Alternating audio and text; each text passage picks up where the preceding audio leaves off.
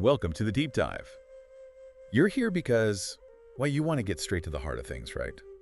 Grab that essential knowledge without getting totally bogged down. Exactly. And today, we're doing just that with the artist Bob Camblin. We've got some great sources, YouTube bits, Camblin's own writings, a biography, reviews. A real mix. Yeah, so our mission, basically, is to pull all this together.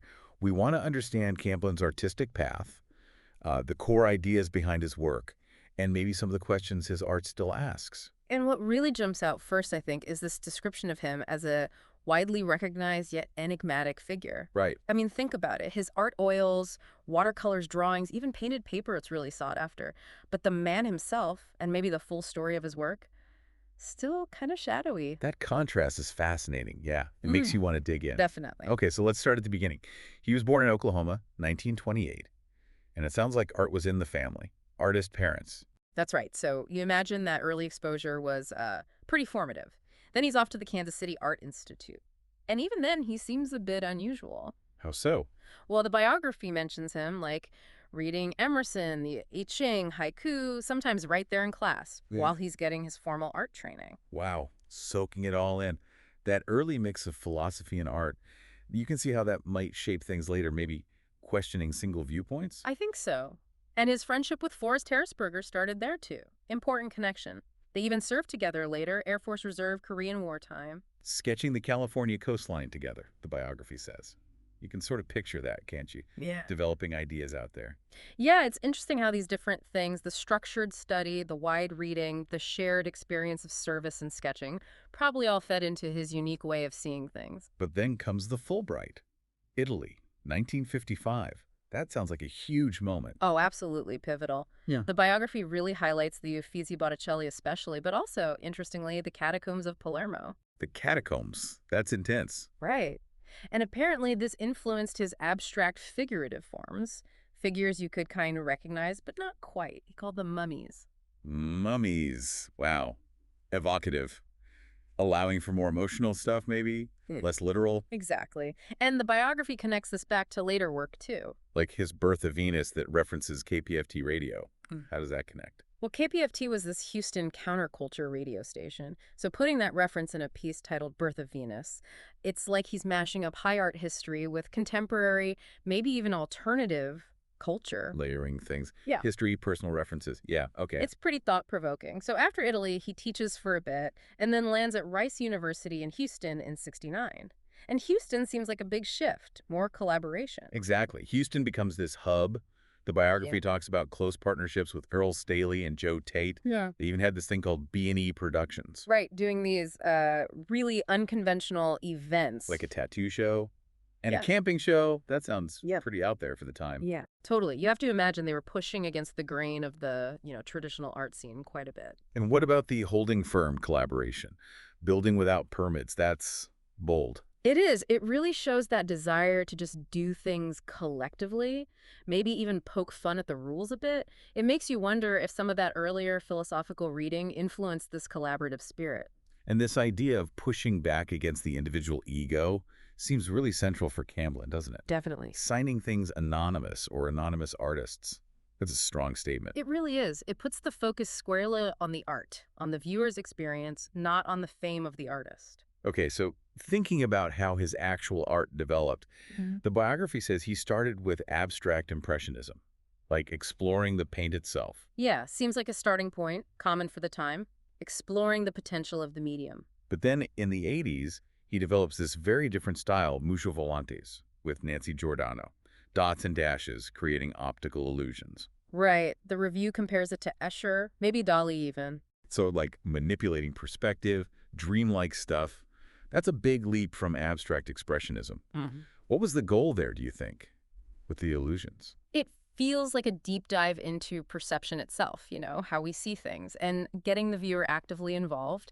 The biography mentions his art moving beyond typical criticism or commercial concerns, Right. suggesting he wanted a more direct, maybe spiritual connection. speaking to the viewer's soul, as it says. This musha volantes period seems to demand that active looking from the viewer. You have to engage with it to figure it out. And other sources point to more shifts, too. Charlotte Moser mentions moving from intricate drawings towards more organic forms, natural landscapes. Yeah, like his focus shifted outward again, maybe? What might have caused that? Well, Eleanor Freed talks about his fascination with the life cycle metamorphosis, so maybe a deeper look at nature, change, that kind of thing. Mm-hmm. Even how he blended drawing and watercolor to create illusions, as Texas Overview notes, it feels like this constant playing with form and how we perceive it, like mirroring nature's own fluidity. The Scarecrow series also sounds interesting, inspired by a Günter Grass novel, Dog Years. Yeah, and the idea that it might represent renewal ties back into that life cycle theme. It's cool how he pulls from literature, too. Makes you curious about why that novel spoke to him. Definitely.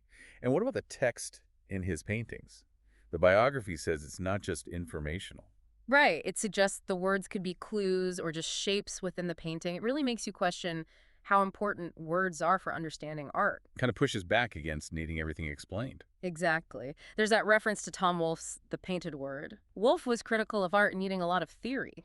Camblin's use of text, maybe just as another visual bit, could be a way around that. Like, don't just read the label, look at the thing itself. So experience it directly, see it, don't just process it intellectually, which fits with the idea that he wanted viewers involved, like each piece is a puzzle for you to solve. Precisely. And the biography tracks this shift too. Early work had social protest themes, apparently. Oh, interesting.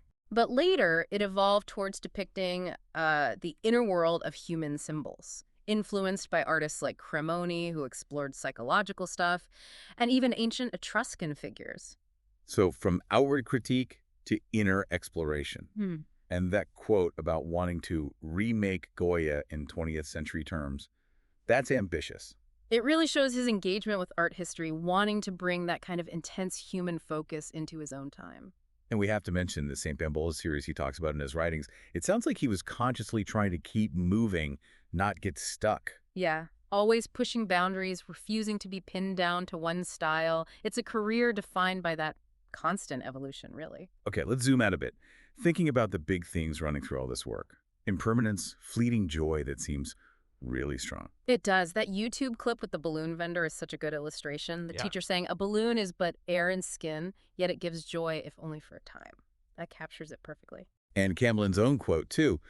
Fortunately, some things remain forever, or another 10 years, perhaps. It's got that same sort of wry feel, acknowledging things don't last.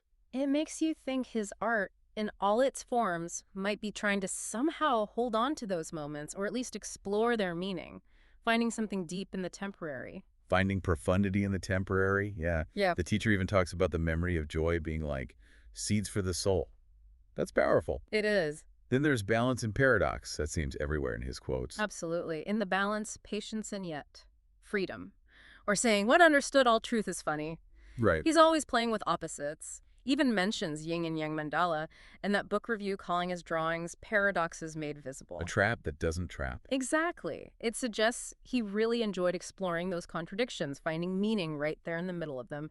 Makes you think about life itself, really. It does feel like that sometimes. Okay, another big one. The act of seeing and knowing.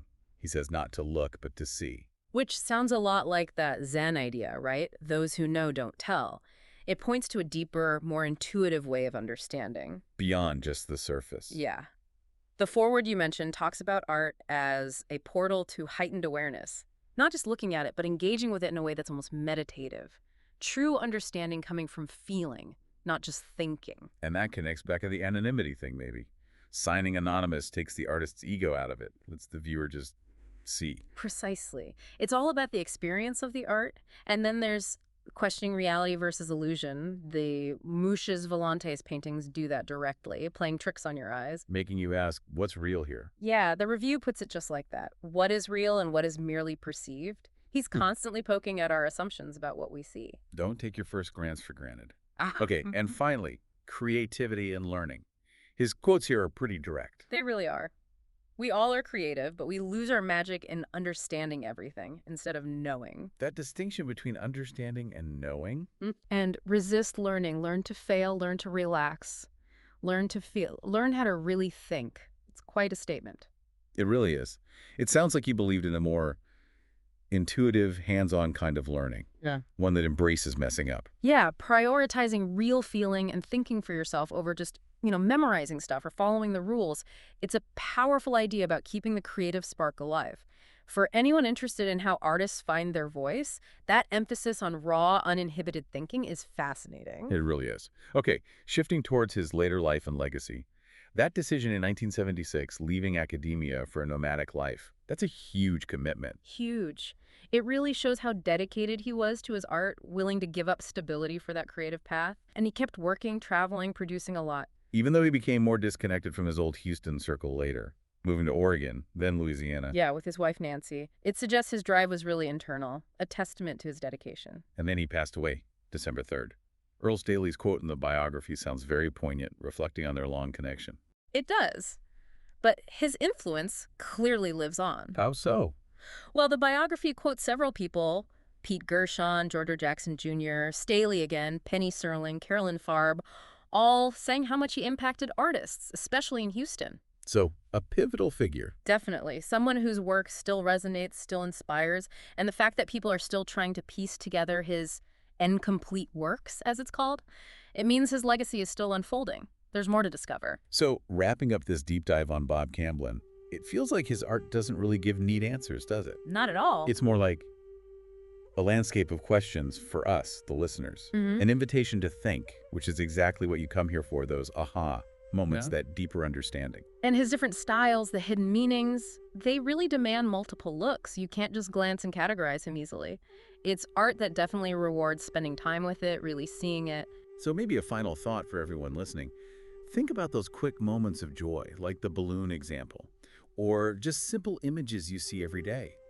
Could they hold something deeper, those seeds for the soul? And how could engaging with art that makes us question things, like Camblin's does, maybe lead to some unexpected insights about ourselves, about the world, kind of like his own journey into the unknown and naive? It's a great prompt. We definitely encourage you to look up more about Bob Camblin and maybe approach any art with that same kind of curiosity he seemed to have. Yeah, that openness. There's always more to find when we're willing to really look, question, and, truly engage.